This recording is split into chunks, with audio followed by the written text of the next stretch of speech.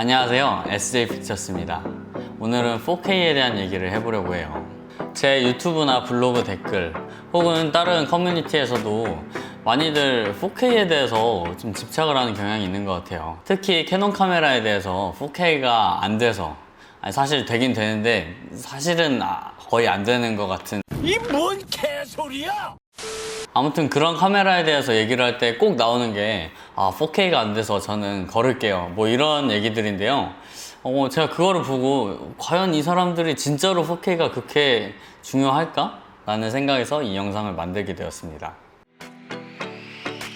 4K 과연 필요할까요? 4K가 필요한지 알기 위해서 먼저 4K가 뭔지 제대로 알아야겠죠. 4K는 UHD라고도 하는데요, 해상도를 말을 하는 거예요.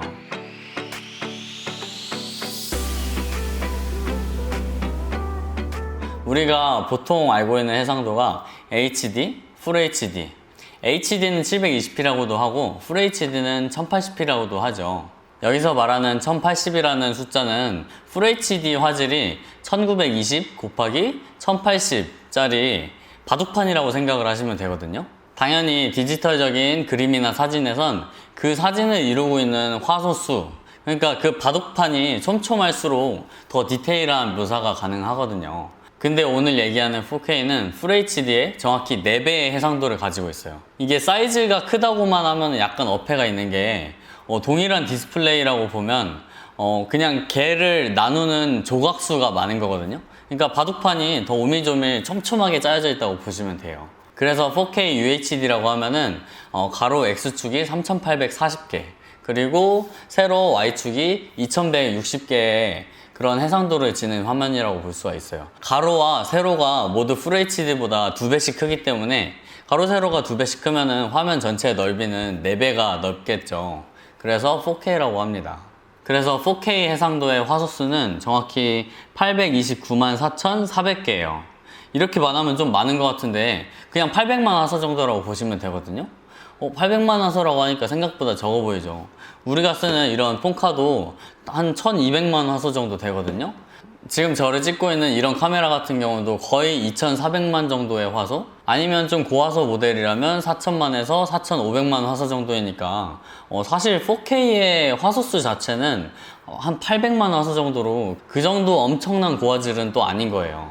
FHD는 207만 3600개의 화소예요. 그래서 약 한 200만 화소 정도 되는 거거든요. 200만 화소면 정말 한 10년 전에 폰카 수준의 그런 퀄리티인데, 여기서 알 수 있는 게 요즘 아무리 영상의 성능이 좋아졌다고 해도 사진의 해상도가 영상의 해상도보다는 훨씬 높다는 것을 알 수가 있습니다. 근데 다시 아까 처음에 했던 캐논 카메라 얘기로 돌아가서요.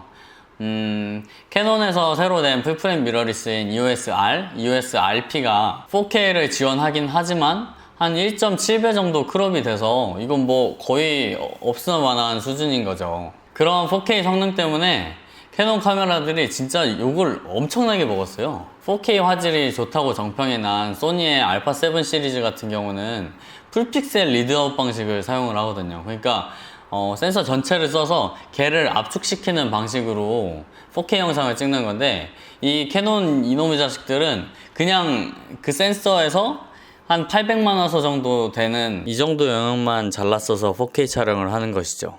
당연히 4K 퀄리티가 떨어질 수밖에 없습니다. 얘네들이 또 뭐 끝나누기라고 엄청 욕을 먹었어요. 이게 기술력이 안 되는 게 아니고 캐논에서 나오는 그런 시네마 카메라들은 또 4K 화질이 엄청나거든요. 그런 거에 비해서 EOS-R이나 EOS-RP가 처음 출시되었을 때부터 4K 안 된다고 진짜 엄청나게 까이고 있거든요. 여기서 오해하시면 안 될 게, 저는 절대로 캐논을 옹호할 생각이 없습니다. 오히려 충분히 욕먹을 만한 일이라고 생각을 해요. 4K 성능이 그렇게 약간 쓰레기 같은 거는 진짜 욕먹을 만한 일이긴 한데요. 하지만 그게 대부분의 소비자에게 4K의 촬영 가능 여부가 그 정도로 크리티컬하냐, 그게 구매를 할지 말지를 결정짓는 중요한 요소냐고 했을 때 저는 그렇지는 않은 것 같아요. 다른 뭐 색감이나 스펙이나 다 마음에 드는데 4K 촬영이 잘 안 돼서 거른다? 이거는 제가 볼 때는 별로 맞지 않는 일인 것 같아요. 제가 볼 때 사진이나 영상을 취미로 하는 일반 소비자들에게 4K라는 스펙은 한 90% 정도는 잘 활용을 못할 스펙이라고 생각을 해요. 왜 그런지 지금부터 천천히 말씀을 드릴게요. 제가 가지고 있는 카메라들 중에 4K 촬영이 되는 애들이 많이 있어요. 여기 찍고 있는 소니 알파7 막스3나 아니면 DJI에 들어온 매빅2 프로, 또 뭐 오즈모 포켓 이런 애들이 4K 촬영이 되는데, 오즈모 포켓은 뭐 그냥 그렇다 쳐도 이 알파7 막스3나 아니면 매빅2 프로로 찍은 4K 영상을 진짜 4K가 재생되는 모니터나 아니면 TV로 재생을 하면은 와 진짜 화질이 너무 좋다 이런 생각이 들면서 되게 감탄을 하게 되거든요. 진짜 뭐랄까 그 눈이 정화되는 느낌? 4K로 찍은 소스를 4K 디스플레이로 봤을 때 느껴지는 그런 화질적인 감동은 확실히 FHD로 찍은 것과 완전 결이 다른 거긴 해요. 하지만 가장 큰 문제는 4K 영상을 감상할 수 있는 4K용 디스플레이가 아직 그렇게 보급화되지 않았다는 점이에요. 가정에서 쓰고 있는 대부분의 컴퓨터 모니터들이 거의 FHD 화질이거든요. 물론 4K를 지원하지 않는 FHD 모니터에서도 FHD 영상보다는 4K 영상이 더 좋게 보이기는 하거든요. 하지만 4K 영상은 4K 해상도를 가진 모니터에서 제대로 감상을 할 수가 있어요. 뭐 요즘에는 사실 4K 모니터 가격도 한 3, 4년 전에 비해서는 엄청나게 싸진 게 사실이거든요. 근데 4K 모니터를 4K 해상도로 돌리려면은 컴퓨터 성능도 꽤 좋아야 합니다. 그리고 뭐 우리 일상에서 보는 화면들이 대부분 FHD인 경우가 많아요. 쉽게 예를 들어서 그냥 우리가 보는 TV 화면 있잖아요. 방송국에서 송출하는 대부분의 화면이 FHD 소스로 재생이 됩니다. 그리고 많은 사람들이 동영상 머신이라고 부르고 있는 이 아이패드 같은 경우도 유튜브 4K 재생이 아직도 안 되거든요. 이거는 좀 이해가 안 되는 부분이긴 한데, 이렇듯이 4K는 아직 우리 생활에 그렇게 밀접하게 접해 있지는 않은 것 같아요. 그리고 또 4K 촬영할 때 문제가 용량이 약간 감당이 안 되거든요.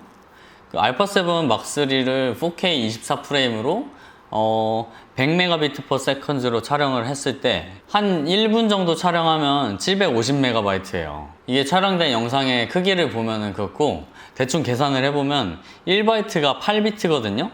그래서 12.5MB가 100MB예요.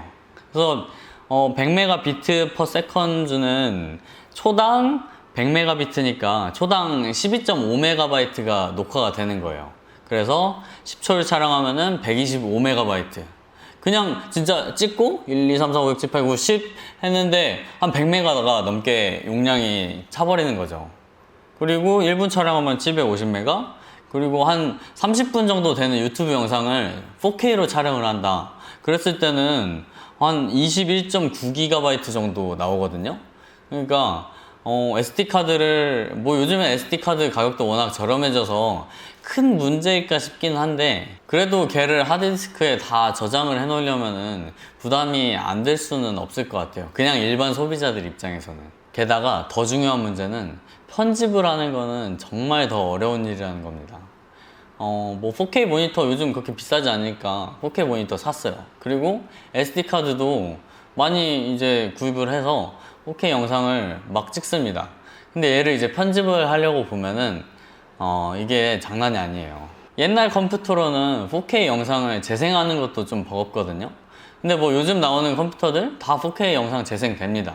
근데 편집이 되느냐? 편집을 자유롭게 할 수 있는 컴퓨터는 정말 별로 없을 거예요. 제 컴퓨터만 해도 웬만한 고사양 게임들 진짜 다 돌아가거든요. 근데 4K 영상을 편집하는 거는 정말 깝깝증 나서 그 극한의 버벅임 있잖아요. 뭐 이런 정도보다 더 느리게, 아무튼 그거는 편집을 막 할 수는 없어요. 얘를 극복하는 방법이 프록시 파일을 만들어서 편집을 하는 건데요. 프록시 파일은 4K 영상, 이만한 영상이 있으면은 얘 복사 버전으로 작은 해상도로 만드는 거예요. 그래서 작은 해상도로 편집을 다 한 다음에 이제 내보내기를 할 때 이 큰 해상도 버전으로 익스포트를 하는 거거든요. 근데 그 프록시 파일을 만드는 것 자체도 귀찮은 일이고, 그리고 프록시 파일도 용량이 꽤 높거든요. 그리고 더 중요한 거는 프록시 파일을 1280 곱하기 960 정도의 작은 해상도로 만들어서 편집을 해도 그냥 FHD 소스로 편집을 하는 것보다 더 버벅거려요. 프록시 기능을 이용을 하면 4K 영상들이라도 그냥 갖다 붙이고 자르고 이런 컷 편집 하는 거는 쉽게 할 수가 있는데, 그런 영상을 이제 중첩을 한다든지 아니면 자막이나 기타 여러 애니메이션적인 요소를 넣게 되면 훨씬 더 버벅이게 됩니다. 가끔 이제 막 유튜브 시작하시는 분들이 카메라 뭐 살 거야 이런 질문 엄청 많이 하시는데, 4K가 안 돼서 뭘 안 산다 이런 얘기는 제가 볼 때는 별로 중요한 얘기는 아닌 것 같아요. 4K를 욕심낼 필요가 없어요. 왜냐면 그 컨텐츠를 소비하는 소비자들도 대부분 핸드폰이나 이 아이패드로 보거든요. 제대로 4K 재생이 안 됩니다. 유튜브도. 제가 찍는 이런 영상도 거의 FHD 화질로 영상을 찍거든요.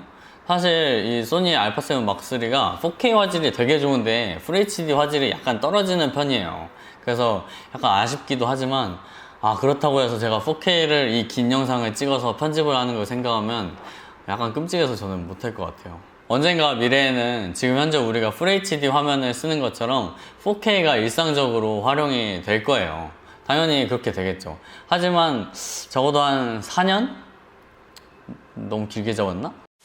아무튼 당분간은 제 말이 맞을 거예요. 4K가 그렇게 중요하지는 않을 겁니다. 이런 말이 있어요. 없어서 못 쓰는 것보다는 있는데도 안 쓰는 게 더 낫지 않느냐. 당연히 저도 그 말이 맞다고 생각을 합니다. 하지만 4K 촬영이 되냐 안 되느냐가 자신이 이 카메라를 쓰려는 목적에 정말로 중요한 요소일지 다시 한번 생각을 해보셨으면 좋겠어요. 특히 카메라에 별로 관심이 없다가 이제 카메라에 입문하고 처음 사시려는 분들한테는 더더욱 말이죠. 네, 여러분에게 도움이 되는 그런 영상이었으면 좋겠네요. 도움이 되셨다면 좋아요, 구독 눌러주시고요. 저는 다음번에 더 좋은 내용으로 찾아오겠습니다. 안녕히 계세요. 배고파.